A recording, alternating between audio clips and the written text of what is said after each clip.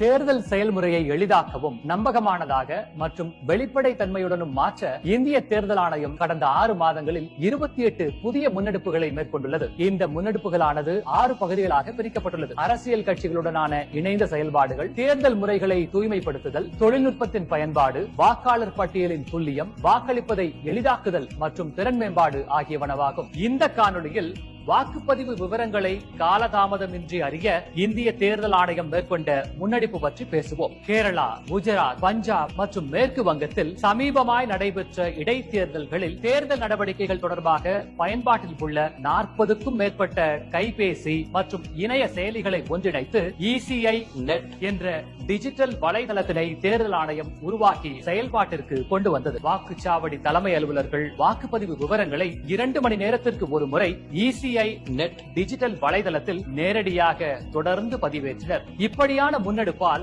இத்தேர்தல்களின் போது வாக்குப்பதிவு விவரங்களை எவ்வித காலதாமதமின்றி வெளிப்படைத்தன்மையுடன் அனைவரும் அறிந்து கொள்ள ஏதுவாக அமைந்தது.